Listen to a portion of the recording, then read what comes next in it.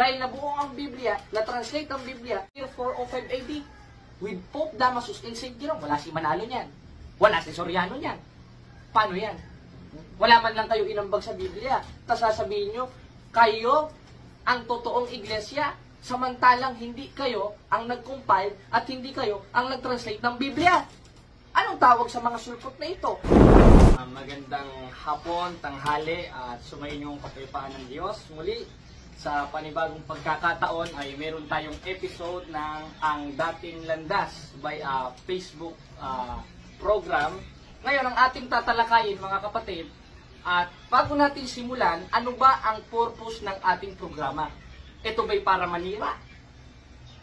Ito ba'y para mang-apak ng kapwa-tao?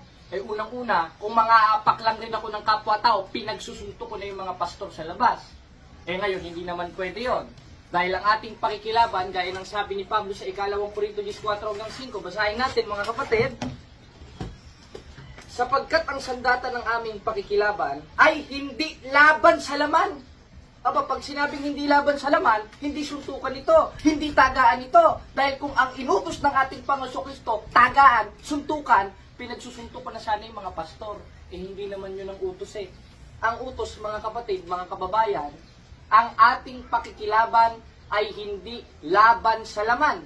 Ngayon, naninira ba tayo? Tuloy natin ang basa. Kundi sa harapan ng Diyos na siyang may kapangyarihang gumiba ng kuta. Aba, ang laban pala natin bilang isang totoong Kristiyano, gigiba ng kuta.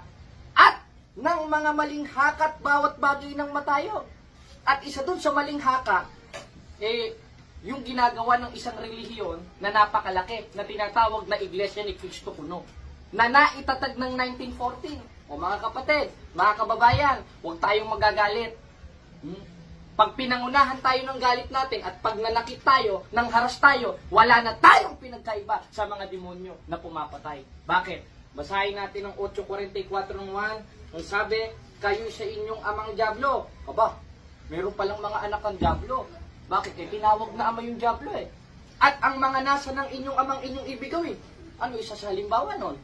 Siya'y mamamatay tao buhat panangunat sinungaling. Kaya yung mga pagpatay, kaya yung mga pananakit, yung pagkakampi-kampi, yung pagtatalo, gaya ng ginagawa ng mga kulto, aba sa demonyo pala yun. At ang sabi rin ni Pablo sa 5:19 ng Galacia, gawa yun ng laman, hindi sa Diyos.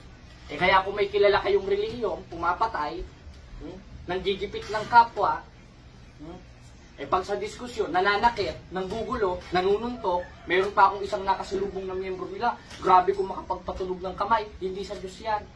At hindi pwedeng maging totoo itinayo ni Kristo na relihiyon yan.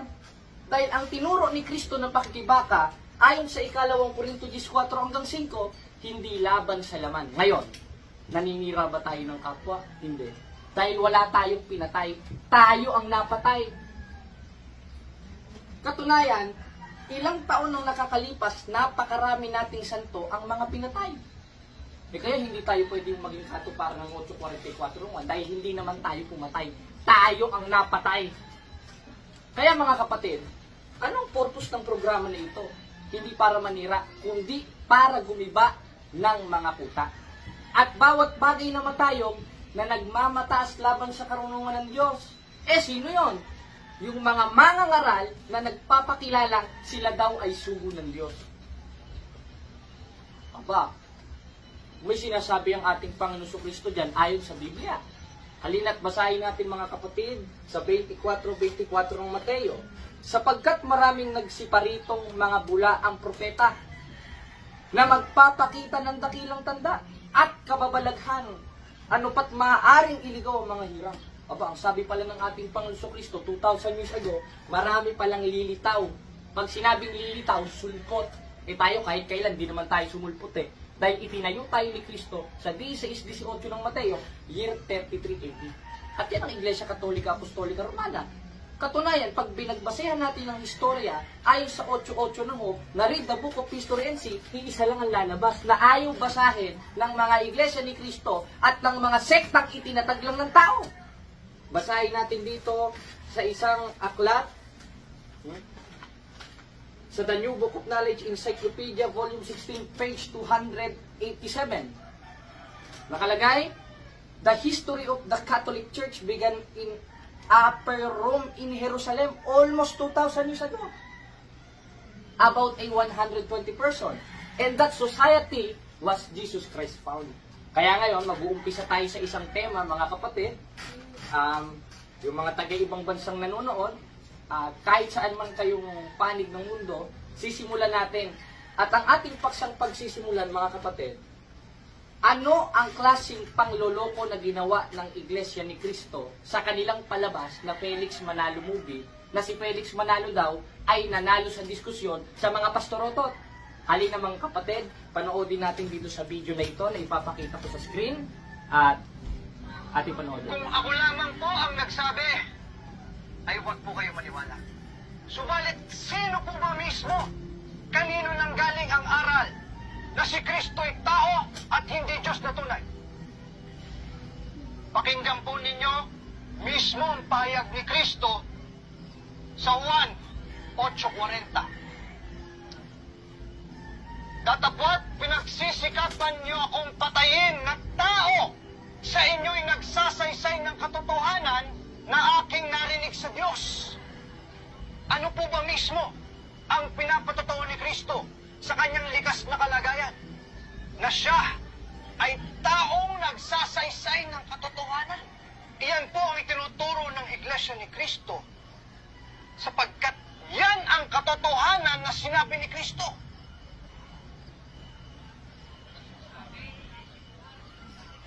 Ayan, naipit na yung isang pastor, mga kapatid. Ituloy pa natin. Yung kalbong pastor naman, pupunta, magdibate rin kay Manalo. Ginoo, magandang gabi.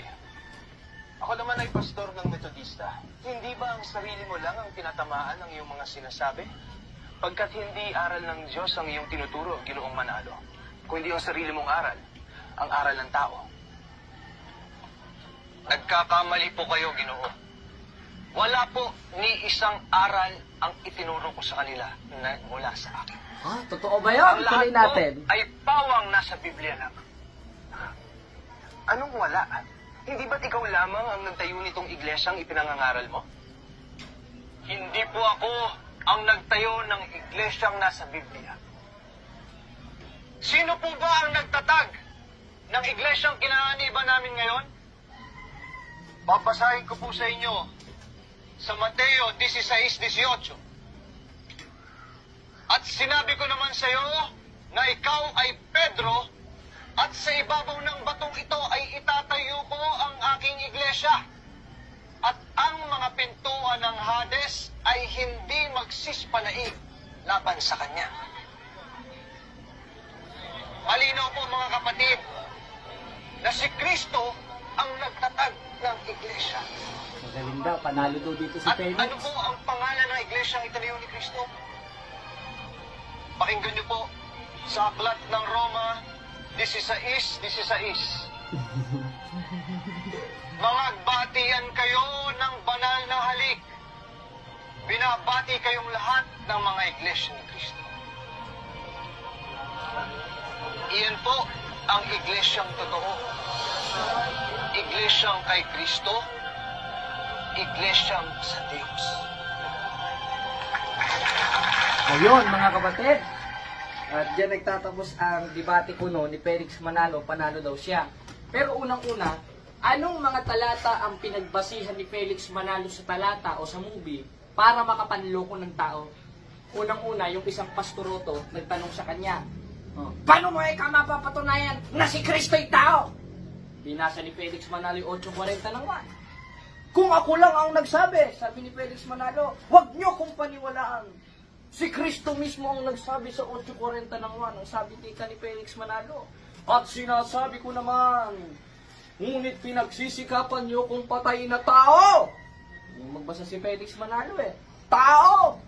Na sa inyo'y nagsasaysay ng katotohanan, aking narinig sa Diyos. At sabi pa ni Felix Manalo, nag-premise siya, ito ang katotohanan. Sinabi ni Kristo na siya'y tao. Kung di ka ba naman engot, hindi mo rayon, mga kapatid, kung di ka ba naman engot, bakit? Bakit pa sinabi Felix Manalo? Ito ituturo ko sa iyo kung nakikinig ka man, o yung mga alagad mo. Lalo ka na, Ramil Parva. Bakit ba sinabi ni Kristo sa 8:40 ng 1, gaya ng ipinaksa natin ng una sa first episode ng ang dating landas, na ako'y tao, instead na ako'y Diyos? Dahil unang-una, pag binasa natin ang aklat ng Filipos 2:5 hanggang 8, basahin natin, mangagkaroon kayo sa inyo ng pag-iisip na ito'y na kay Kristo Jesus din naman. Na bagamat siya Diyos, hindi naman pala tao, ay hindi niya inaring isang bagay na nararapat panagnan. Sunod, ang pagkapantay niya sa Diyos. Kundi bagkus sinubad niya ito't nag-anyong alipin at nakitulad sa tao. Nakitulad naman pala sa tao eh. Kaya mo lang naman sinabing nakitulad ka sa tao kasi hindi ka tao. Sunod, at siya'y nagpakababa.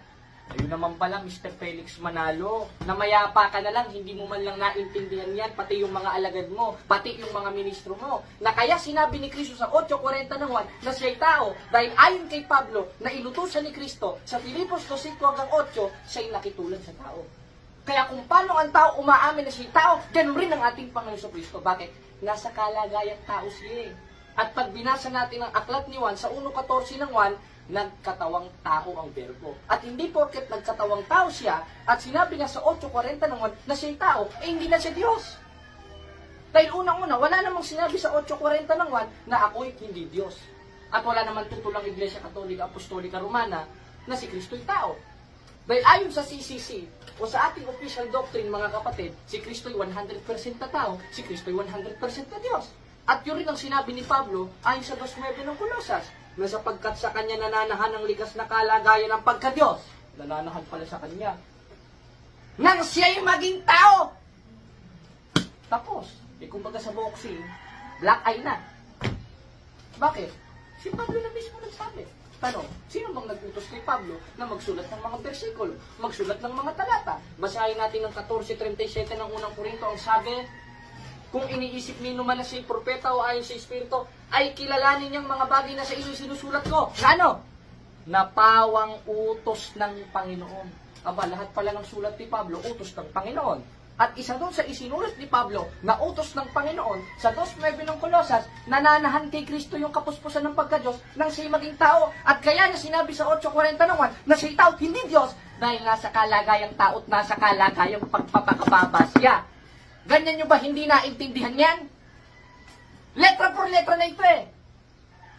Katunayan, nung nakita siya ni Tomas, sa 20:28 ng 1, sinabi sa kanya ni Tomas, Panginoon ko, Diyos ko. Eh kung nandun si Manalo, mag-aaway sila eh. Bakit? Hoy Tomas, mali ka. Tao lang yan. Sino paniniwalaan ko sa inyo? At sinong paniniwalaan natin mga kapatid? Si Manalo o ang mga apostol? Yung mga apostol na. Dahil hindi naman sila nagsusulat ng chismis. Dahil ang sinusulat nila, 1:3 ng unang 1, yung nakita at narinig nila.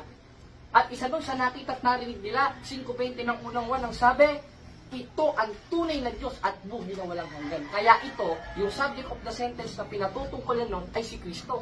Dahil siya yung nagkatawang tao na naparito. Anong sabi?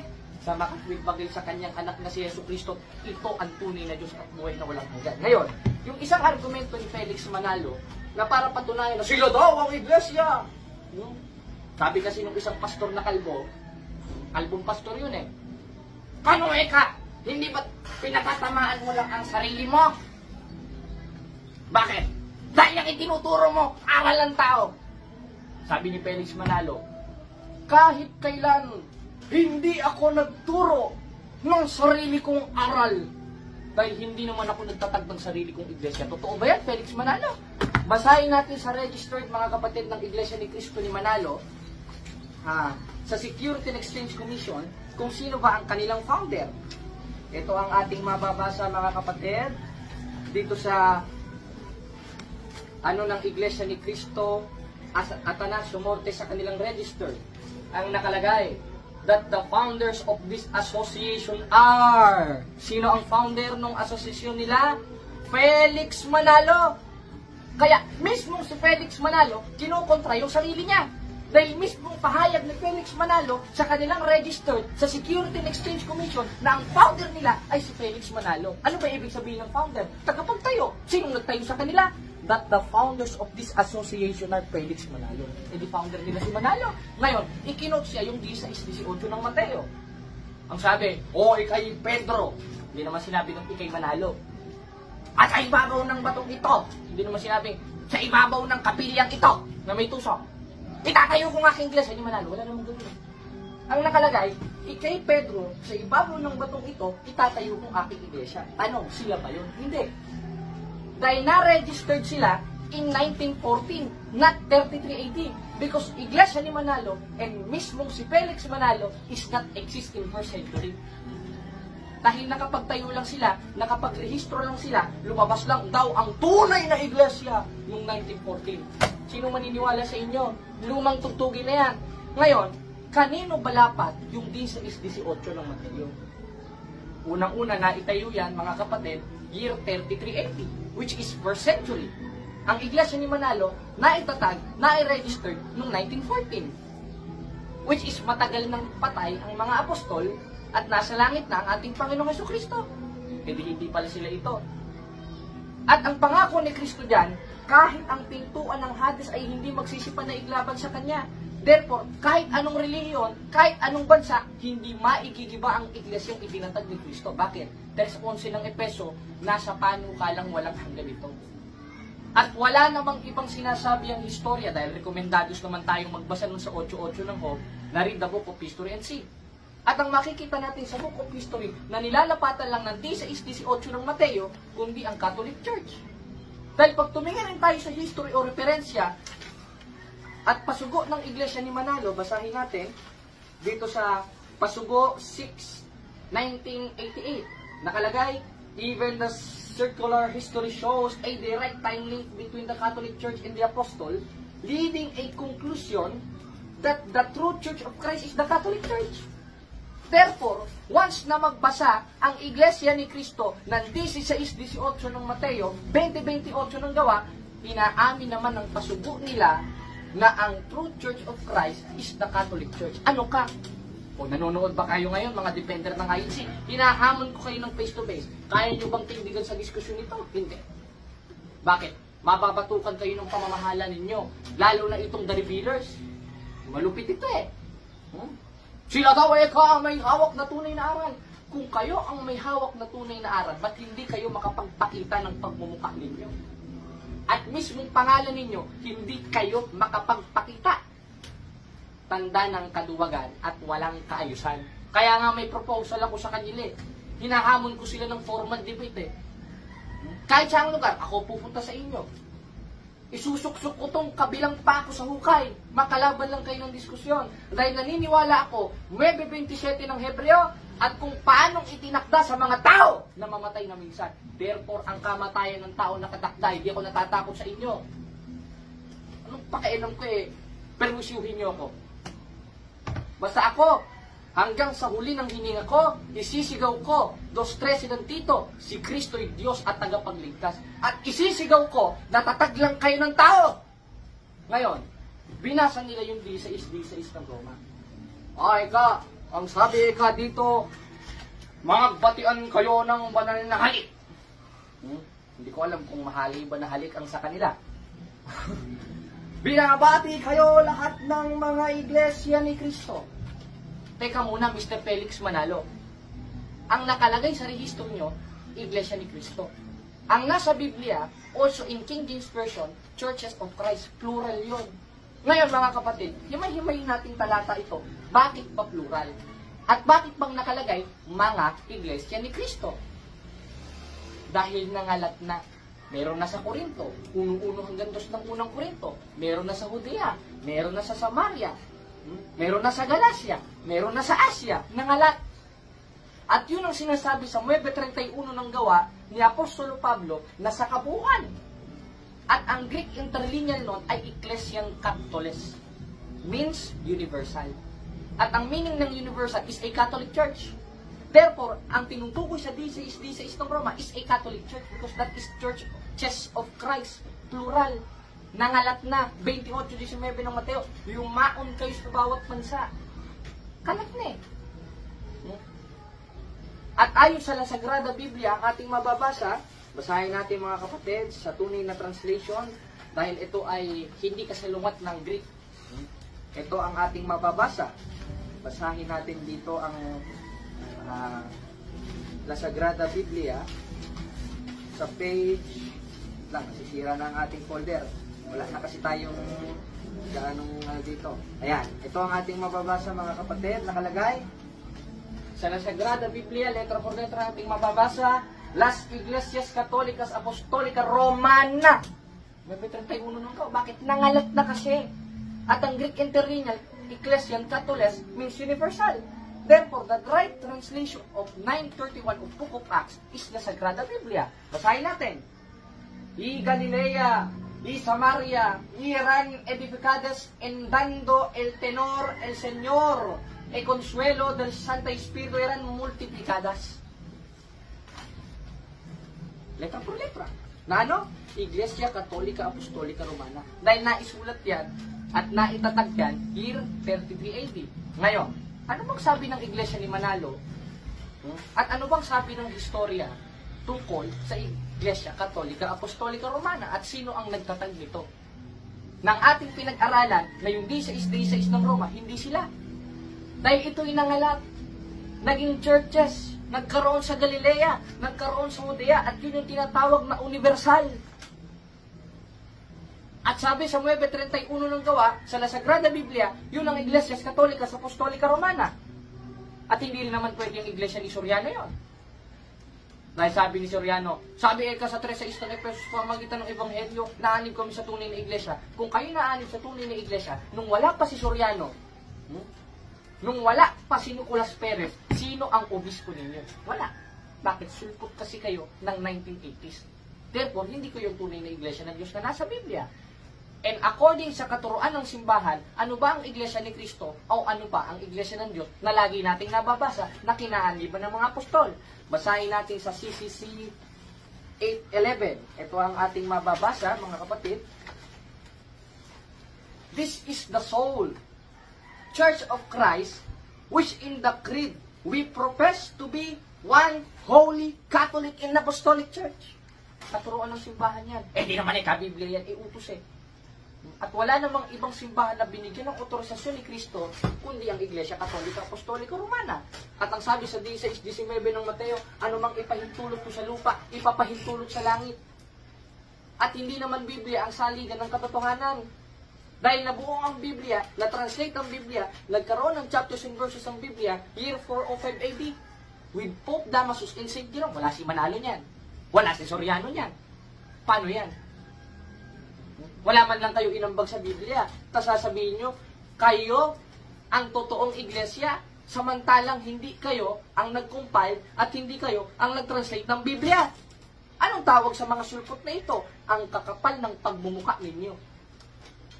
Masakit na lang yung katotohanan nito dahil utos ito Gaya ng nasa 1:13 ng Tito. Anong sabi? Ang patotoong ito'y tunay dahil dito sawayin mong may kabagsikan sila. Kaya habang buhay ako, hindi ko kayo tatantanan. Sabi nga ni Mark Enriquez, hindi namin kayo tatantanan. Ako rin. Ako rin. Nandito si Brother Jared. Nandito si kapatid ni Jody. Nandito si kapatid na JB. Nandito ang grupo naming mga youth. Dahil hindi namin kayo tatantanan. O kaya nga alam ko yung isang kanta dun Yung ano bang kanta yon? Meron akong isang kanta. Yung lagi ko kayong kakamustahin. Yung sumulat ako upang malaman mo ako'y tapat pa rin sa'yo. May problema ka ba? Matutulungan ba kita? Sa akin ay huwag kang mangamba.